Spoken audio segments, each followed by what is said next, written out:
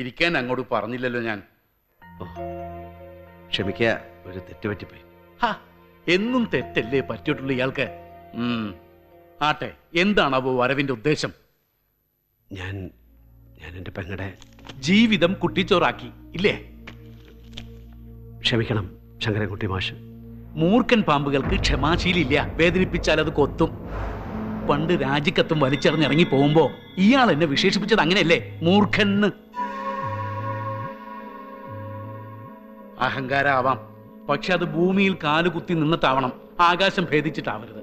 ഒന്നും അഹങ്കാരം കൊണ്ടായിരുന്നില്ല മാഷെ, ഒന്നും. പിന്നെ എന്താ? എല്ലാ വിവരങ്ങളും ഇതിലുണ്ട്.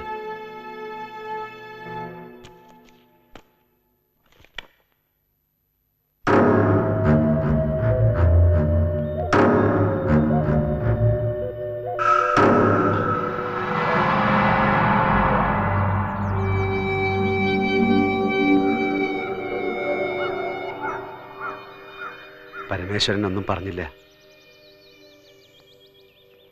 വേണച്ച പിടിച്ചോളാം ഈ കാലും. എന്താ മാഷേ ഇത്? എന്റെ പെങ്ങളുടെ ജീവിതം ഉടഞ്ഞു പോകാതിരിക്കാൻ വേണ്ടി. ഈ മാതിരി വെട്ടിത്താ പറയാ? ഒന്നുമില്ലെങ്കിൽ 4 അക്ഷരം പറഞ്ഞു തന്ന എന്റെ ഗുരുസ്ഥാനം ഇപ്പോഴും കൊണ്ടു നടക്കണ്ട എന്റെ മനസ്സിൽ. അത് വിട്ടിട്ടുള്ള കളിയില്ല പരമേശ്വരന്. എന്താ വേണ്ടത്? എന്റെ ശാരടി മാഷ്ക്ക് എന്താ വേണ്ടത്? ചോദിക്കേണ്ട താമസേ ഉള്ളൂ. പരമേശ്വരൻ റെഡി. എപ്പോഴാ എവിടെ വെച്ച് അവളുടെ കഴുത്തിൽ ഞാൻ മിന്നു കെട്ടേണ്ടത്? പറയാ എന്റെ മാഷ. വേണ്ടപ്പെട്ടവരെയൊക്കെ ഞാൻ നാളെ തന്നെ കാറൽ മണ്ണയ്ക്ക് അയക്കാം. അവരൊക്കെ ചേർന്നെടുക്കട്ടെ തീരുമാനങ്ങളൊക്കെ. എന്താ പരമേശ്വര? ഒക്കെ മാഷിന്റെ ഇഷ്ടം പോലെ തന്നെ നടക്കട്ടെ.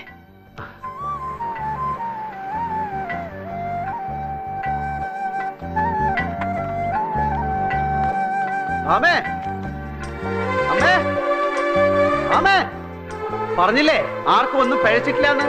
ഒക്കെ ശരിയാവുന്ന ഞാൻ ശരിയാക്കുന്നു. ശരിയാക്കി. ഇനി ആരും സങ്കടപ്പെടണ്ട, ആരും ശപിക്കണ്ട. നീ എന്താ പറയണതെന്ന് ഒരു എത്തും പിടിയും കിട്ടുന്നില്ലല്ലോ ഭരത. ശരി, ഞാൻ പറയണതും പ്രവർത്തിക്കുന്നതൊന്നും ആർക്കും മനസ്സിലാവില്ല. അതെന്റെ വിധി. അതുപോട്ടെ, നാളെ തന്നെ അമ്മ ഗോവിന്ദമാമയെ കൂട്ടി കാറൽ മണ്ണയ്ക്ക് പോണം. നടക്കും നമ്മുടെ ഭാമയുടെ കല്യാണം.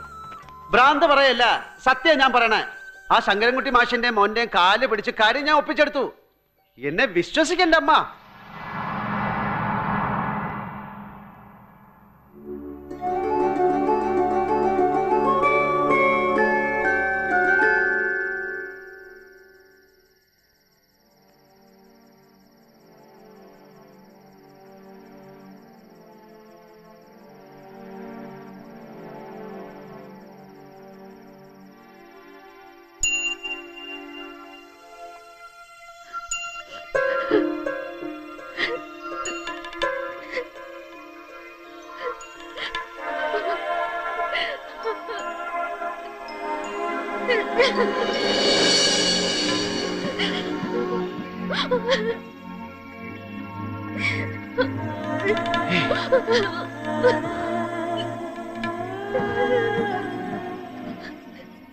വലിയ വേദാന്തിയല്ലേ, വലിയ അറിവുള്ള ആളല്ലേ. മരിക്കാനുള്ള വല്ല മന്ത്രവും പറഞ്ഞു തരാൻ അറിയോ എന്റെ മാഷിന്?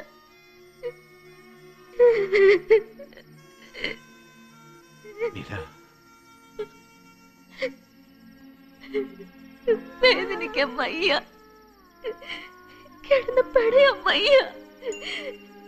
മാപ്പ്. എല്ലാ തെറ്റിനും, എല്ലാ മഹാപാപങ്ങൾക്കും മാപ്പ്. ഒന്നും കരുതിക്കൂട്ടി ചെയ്തതല്ല മോളെ ഞാൻ.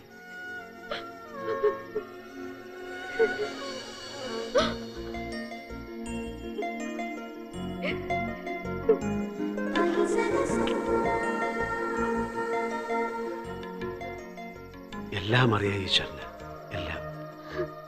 ഇടയ്ക്കൊക്കെ ഇത്തിരി കരയിച്ചു വെച്ചാലും കൈവിടില്ല അദ്ദേഹം നമ്മളെ.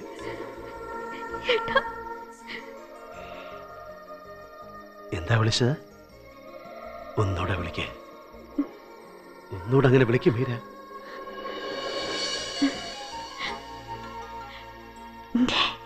ജഗദ്ഗുരു ശങ്കരാചാര്യരെ.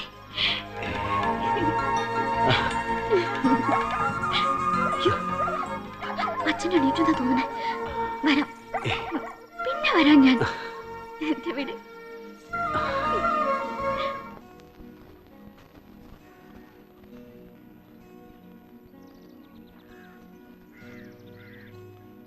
ഈ കാറൽമണ്ണ എന്ന് പറയുന്ന സ്ഥലം ഉഗാണ്ടയിലാണോ? കാലത്ത് പോയ ഗോവിന്ദമ്മാമയെ അമ്മയെ പ്രഭാകരൻ ഇതുവരെ തിരിച്ചെത്തിയില്ലല്ലോ. ഞാനൊന്ന് അന്വേഷിച്ചിറങ്ങിയാലോ? എവിടെ പോയി കിടക്കുന്നു ഇവര്? ആകപ്പാട് മനസ്സിനൊരു സമാധാനം തോന്നുന്നില്ല. ഏട്ടൻ എന്തിനെങ്ങനെ വെപ്രാളപ്പെടണേ? അവര് വന്നോളും. ഒന്ന് സ്വസ്ഥായിട്ടിരിക്കണ്ടേടാ. ആ ശങ്കരൻകുട്ടി മാഷ് ഇടഞ്ഞോന്ന് എനിക്ക് പേടി. വാക്കിന് വ്യവസ്ഥയില്ലാത്ത ഒരാളാണ് അയാള്. ഇക്കുറി വാക്ക് മാറിയാ കുത്തി കീറി കുടലെടുക്കും ഞാൻ. വേദാന്തം മാത്രമല്ല, വേണ്ടി വന്ന ഇത്തിരി പോക്കൃത്തരോ എനിക്കറിയാതെ ഞാൻ അയാൾക്ക് കാണിച്ചു കൊടുക്കും. അല്ല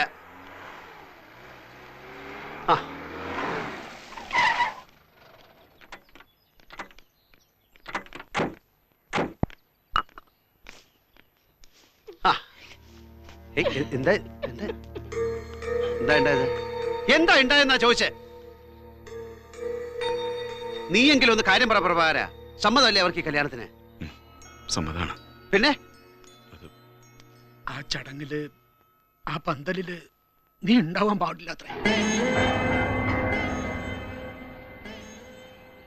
ശഠിച്ചു പറഞ്ഞു ശങ്കരൻകുട്ടി മാഷ്.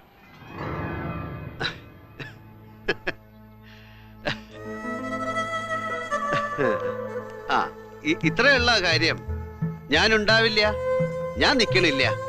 നമ്മുടെ കുട്ടിക്ക് ഒരു നല്ല കാര്യം ഉണ്ടാവുമ്പോ ഞാൻ ഇവിടെ ഉണ്ടാവാൻ പാടില്ല വെച്ചാലും ഞാൻ ഇവിടെ ഉണ്ടാവില്ല. എന്താ പോലെ ഗോവിന്ദമാമേ? വേണ്ട, എന്റെ ഏട്ടനില്ലാത്തൊരു കല്യാണം എനിക്ക് വേണ്ട. എന്റെ ഏട്ടൻ പങ്കെടുക്കാൻ പാടില്ലാത്തൊരു കല്യാണം എനിക്ക് വേണ്ട. മോളെ, അങ്ങനെ ഒന്നും പറയരുത്. ഏട്ടനെ വേദിച്ചിട്ടൊരു ജീവിതം എനിക്ക് വേണ്ട. സമ്മതിക്കില്ലേ ഞാനതിന്? ഞാൻ പറയണത് കേൾക്കണം എന്റെ മോള്. വാ, ആ വിദ്യാസുരൻ ശങ്കരൻകുട്ടി മാഷ് പറഞ്ഞു വെച്ചിട്ട് ഇല്ലാണ്ടായി പോണതാണോ ഞാനും നീയും തമ്മിലുള്ള രക്തബന്ധം? സമ്മതിക്കണം, ഏത് നിമിഷവും പാളം തെറ്റിയേക്കാവുന്ന ഒരു മനസ്സാണ് ഈ ഏട്ടൻ്റെത്. അത് നീ മറക്കരുത്. ഈ കല്യാണത്തിന് എന്റെ മോള് സമ്മതിക്കണം, സമ്മതിക്കണം, സമ്മതിക്കണം.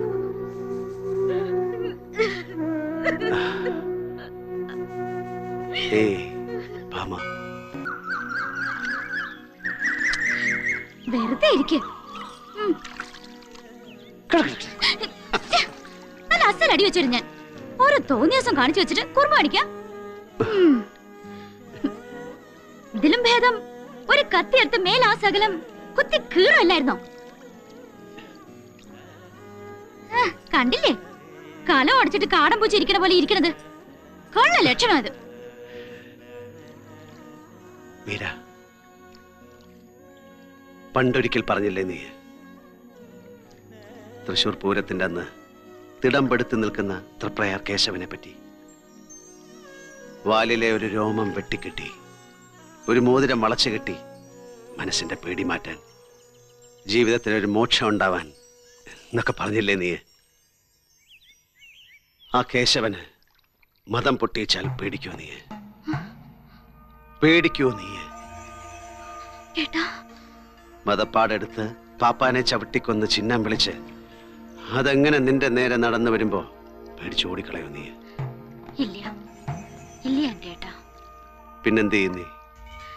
വിളിക്കും ഞാൻ ഉറക്കെ, സ്നേഹത്തോടെ, ശാസനയോടെ, കേശവാന്ന്. അപ്പോ അടങ്ങിക്കോളും, അനുസരണ കാട്ടിക്കോളും. കാട്ടില്ലാച്ചാല് പിന്നെ കൊല വിളിച്ചാല്?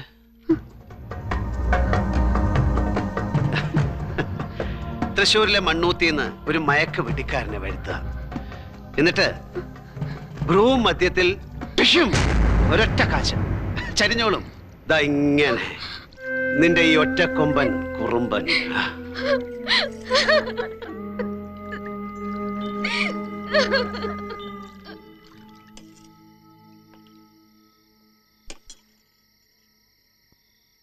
സാരി ഉടുത്തപ്പോ ഭാമയെ കാണാൻ നല്ല ഭംഗിയുണ്ടായിരുന്നു അമ്മേ. ഉണ്ടാവും, ഉണ്ടാവണം. സൂര്യ തേജസ് ഉണ്ടായിരുന്ന നാരായണ പിഷാരടിയുടെ മോളല്ലേ അവള്?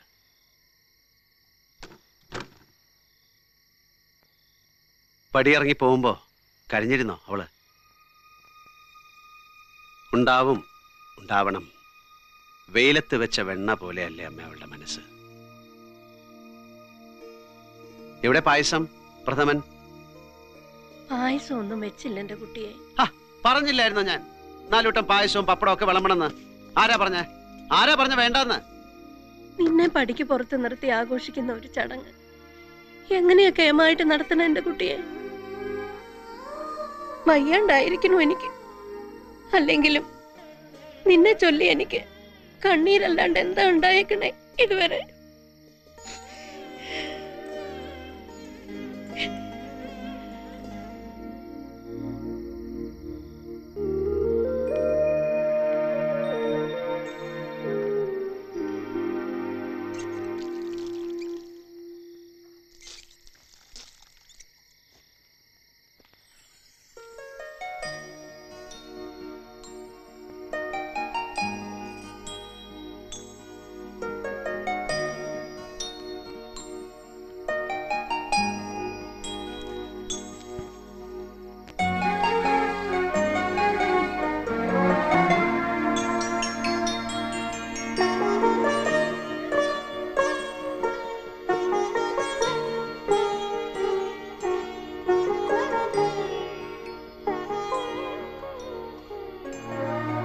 ഓർത്തിരുന്നു എപ്പോഴെങ്കിലും ഏട്ടൻ എന്നെ?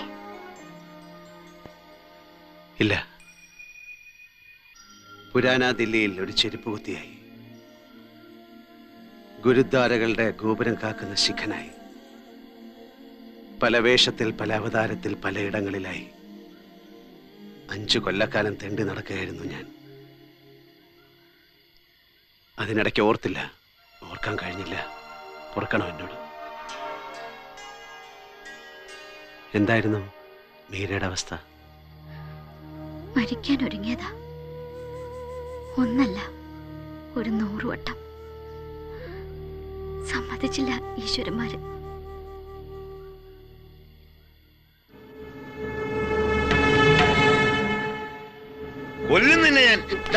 തൊട്ടുപോരുത്, തൊട്ടുപോരുത് എന്റെ ഏട്ടനെ. ആരും അലറി വിളിക്കണ്ട. ഒരുമിച്ച് ജീവിക്കാൻ പോവാ ഞങ്ങള്. ഒരിക്കൽ എന്നെ പെരുവഴിയിൽ ഉപേക്ഷിച്ചു പോയതാ. ഇനിയും അങ്ങനെ ഉണ്ടാവുക വെച്ചാ ഒരു കഷ്ണം കയറിന്റെ തുമ്പത്ത് കിടന്നാടും ഈ മീര.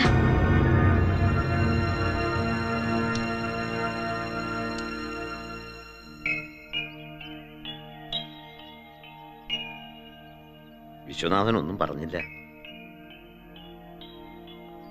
പെട്ടെന്നൊരു തീരുമാനം എടുക്കാൻ എനിക്കിത്തിരി വിഷമമുണ്ട്, അറിയാം. എന്നാലും എനിക്ക് വേണ്ടി, എൻ്റെ കുട്ടിക്ക് വേണ്ടി പെട്ടെന്നൊരു തീരുമാനം എടുത്തേ പറ്റൂ വിശ്വനാഥൻ. കാലു പിടിക്കാൻ ഞാൻ. ഈശ്വര ശാപം കിട്ടണൊരു കാര്യം തലയിലെടുത്ത് വെക്കണോ ബാലരാമ? നമ്മള് ഭാരതം മോഹിച്ചൊരു കുട്ടിയല്ലേ അവള്. എന്ത് ഈശ്വരശാപം ദൈവപ്പെടുത്തി? ഒരിക്കലും പന്തലും പണ്ടവും പായസവും ഒക്കെ ഒരുക്കി വെച്ച് അവനെ കാത്തിരുന്നില്ലായിരുന്നോ നമ്മള്? ആരാ അതൊക്കെ വേണ്ടെന്ന് വെച്ചത്? ആരാ ഒക്കെ തകർത്ത് തരിപ്പണമാക്കിയത്? ഒക്കെ മറന്നു ദൈവപ്പെടുത്തി. എന്നാലും എന്റെ ബാലരാമ, ഒരെന്നാലുമില്ല. ഇനി അവനിട്ട് പന്ത് കെട്ടാൻ കൊടുക്കില്ല ഞാൻ എൻ്റെ മോളുടെ ജീവിതം. ഇനി ആർക്കും വേണ്ടാച്ച. പാടത്ത് നെല്ലി തെളിക്കാൻ കൊണ്ടുവച്ച വിഷമുണ്ട് അവിടെ, ക്ഷാരത്ത്. എടുത്ത് കൊടുക്കാൻ ഞാൻ എൻ്റെ കുട്ടിക്ക്. ബാലരാമ, അല്ലാതെ ഞാൻ എന്താ പെങ്ങളെ പറയുക? അമ്മ അപ്പുറത്ത് പോ.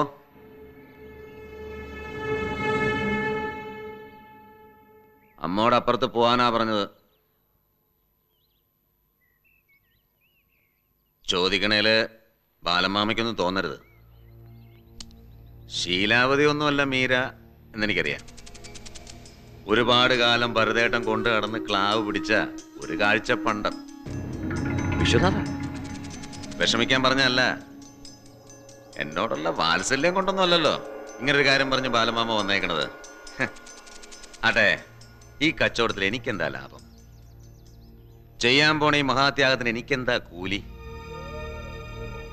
കൂലിയില്ലാത്ത പണ്ടം പേറാൻ വിശ്വനാഥനെ കിട്ടില്ല ബാലമാമ.